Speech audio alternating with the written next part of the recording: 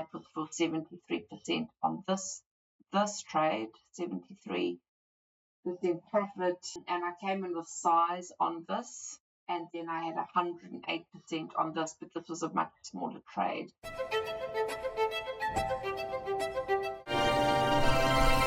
Hey guys, we're here on the lemonade chart. I just want to go through a trade that I've taken profits on Friday.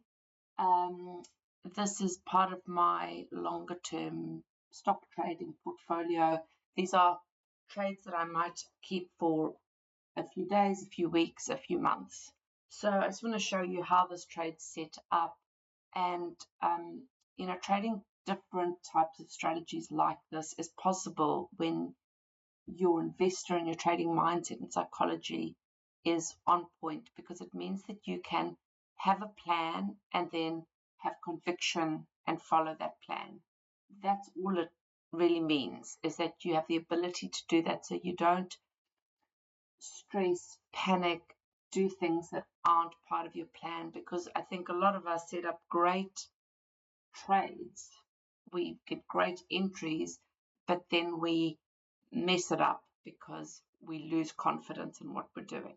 Okay, so let's quickly recap. Lemonade, obviously at multi-year, this huge dip it's going through.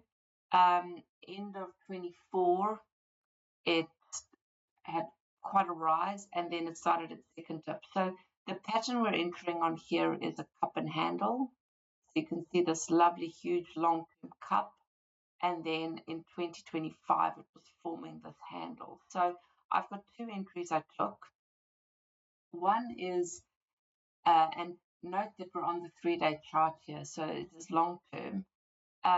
Midway through 2025, around about April here, we actually started an uptrend and we reclaimed this 20 MA. So from there, we had a break of structure up here, which we also broke. So from this point, I'm expecting this handle to be formed. So we're quite happy with this cup. And then 2025 was really about setting up this handle. So we anticipated that this handle would complete.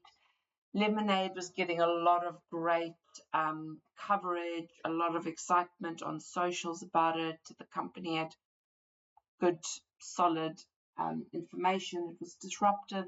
This isn't a company that I've got in my value investing portfolio, because this is a bit of a disruptor. It had this huge, exciting rise. It's a fairly new company, so 2020, and then this long kind of, everyone taking profits from the excitement of the starting phase. So this isn't for me yet a multi-year hold, but it is part of my trading portfolio, and my stock trading is not day trading. It is definitely swing trading or longer term setups like this. So you do need that patience. It's a completely different way of trading for me. So as we reclaimed on the 3-day, we reclaimed this 20 MA. It's quite significant because the higher time frame, the more significant everything is. We did break the structure, and then we came back to test the 20 MA. And when it bounced here quite sharply on the 5th, from the 1st of August, I entered on the 5th, and I placed a very small position. It was my initial position here on the 5th of August. So if we go down to the daily, you can see there that I placed it as this candle was kind of nearing its high on the 5th. My trading on this is in a tax efficient account, so the trading is not that efficient. I can't place stop losses. It's not through an exchange. It's through a kind of more old-fashioned form, but it's the tax efficiencies that I'm after. So this is on the way higher time frame. Entries aren't as specific. So in this day, when my order got filled, that's kind of the price I took. So it's kind of here at the $46 mark, and it was a small position. So from there, I was expecting this cup and handle to break here, forming the handle. And then, of course, as you know, we want to confirm. We want a bounce down and a confirm off the cup and handle line, because then we're expecting this uptrend.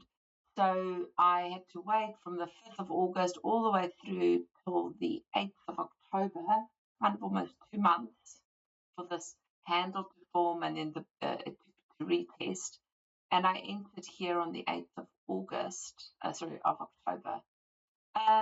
As you can see, immediately after my entry, so if we go to the daily, all of this analysis is on the 3-day. I only trade on the 3-day, but obviously your entry is day to day.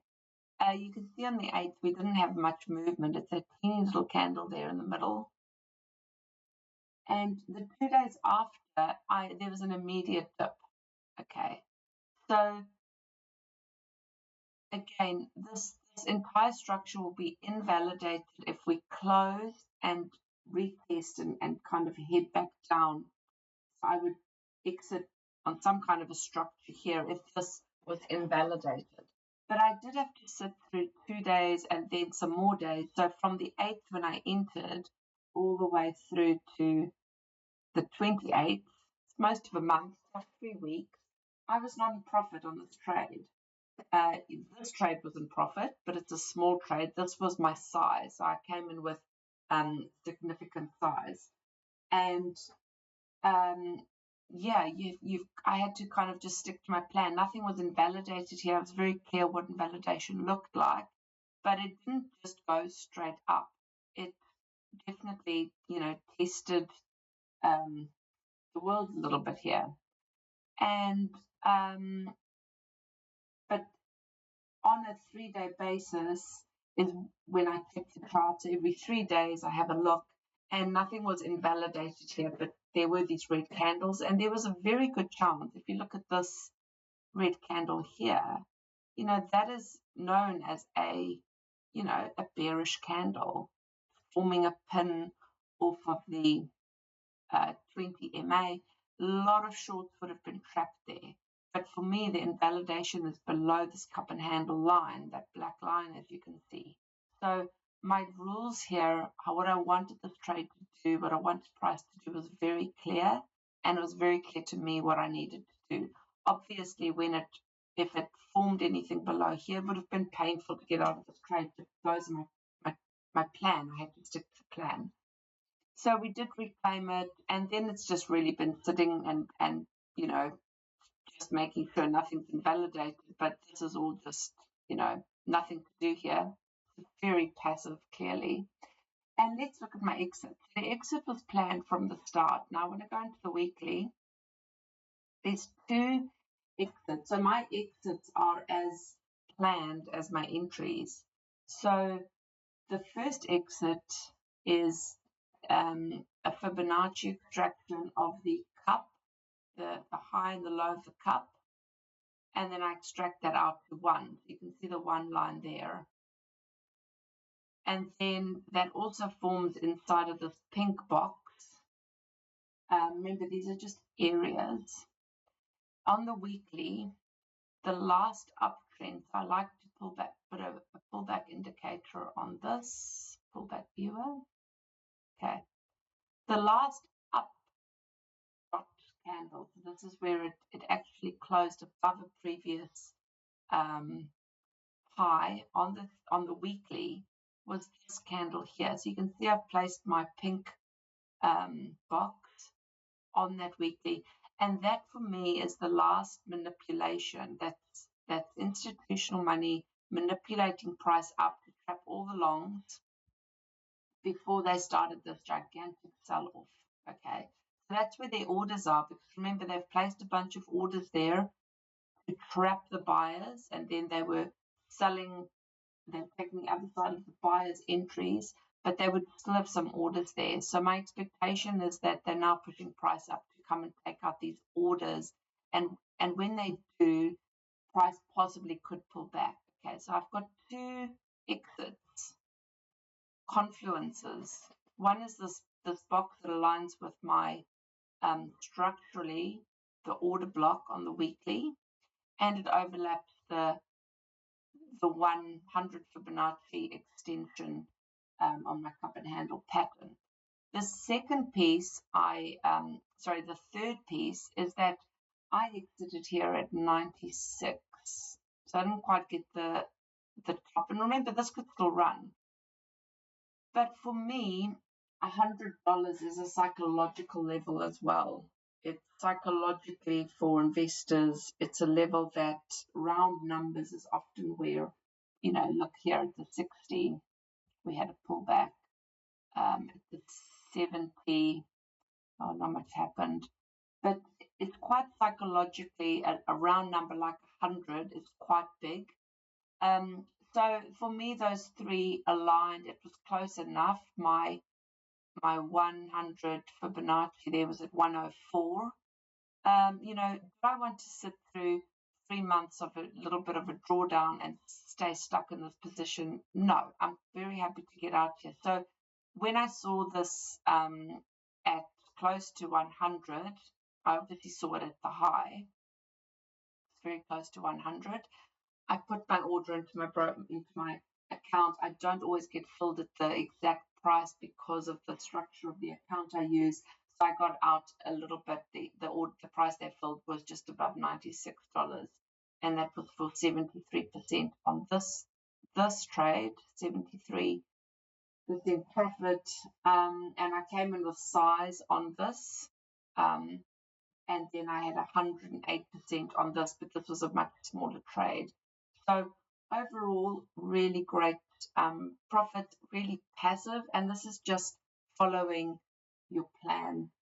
And of course, like when you're taking the profits here, you've got to look at this and go, oh, this could just, keep going. You can really start looking at a bit of greed, and that's why you need to plan your exit as much as you need to plan your entry, because when your exit price arrives, you need to stick with, follow your plan. Don't fall for greed. There'll be new entries. What I'm hoping here is that we have a bit of a drawback and there'll be new patterns, new entries. There's always new entries, but you want to have the highest conviction trades.